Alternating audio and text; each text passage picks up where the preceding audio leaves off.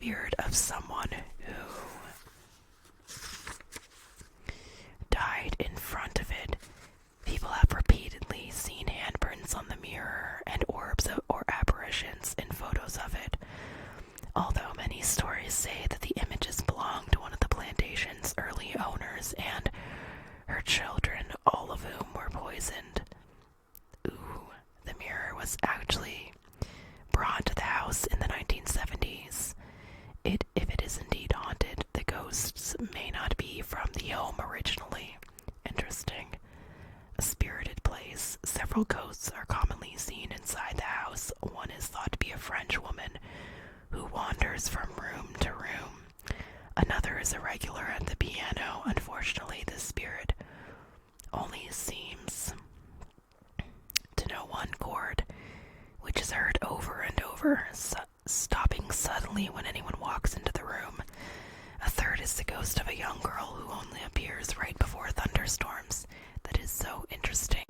The spirit of two young girls have also been seen playing outside on the veranda, and guests have also felt their presence at night while lying in bed. Sometimes visitors feel pressure on the bed as though someone is jumping on it. Hell no. Soon after, people report seeing the spirit of a maid who appears to smooth the covers. Oh well, no. Another young girl with long curly hair has been seen floating outside the window of the toy room. She appears to be cupping her hands as if she's trying to see inside. Some visitors report seeing a Confederate soldier on the porch. Others have seen the spirit of a man that warns them not to go inside.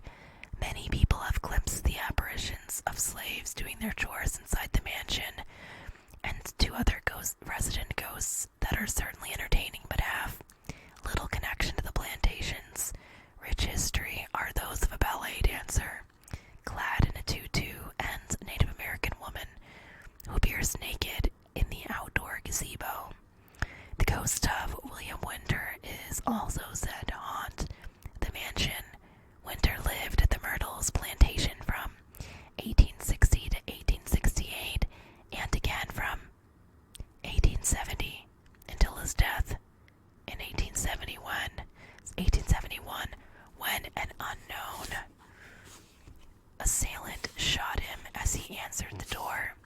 By some accounts, he staggered back inside and died on the 17th step of the staircase, where his slow, dragging footsteps can be heard to this day. Chloe, perhaps the best-known ghost at the Myrtle's plantation, is that of Chloe, a former slave. Her spirit is thought to walk... Sorry, that's a dog. Her spirit is thought to walk between the main house and the old slave quarters. People describe her apparition as that of a slender woman wearing a green turban. As the story goes, David Bradford's daughter Sarah married Clark Wood Ruff, who it is rumored had an affair with a beautiful slave girl named Chloe. After enjoying her station in the main house, Chloe was upset when Woodruff ended the affair. When he later caught her eavesdropping, Woodruff became enraged and cut off her ear. It is said that she wears the green turban to cover the scar. Two versions of the next part of the story exist. One is Chloe seeking revenge on Woodruff by poisoning his family. The other says that she poisoned them to secure her position as a nursemaid and nanny so that she would be needed inside to nurse the family back to health, and therefore she wouldn't be sent to work in the fields. In either case, Chloe allegedly crushed up oleander petals and added them to a cake she was baking for the oldest daughter's birthday. Clark Woodruff didn't eat any of it, but his wife and two daughters did, and they soon died from poisoning. The other slaves, fearing punishment, dragged Chloe to the yard, where she was hanged. Legend has it that her ghost can be seen in the yard and wandering through the house in her signature headwear. It's a great story, and it it's easy to see why it would be repeated and possibly twisted a bit each time.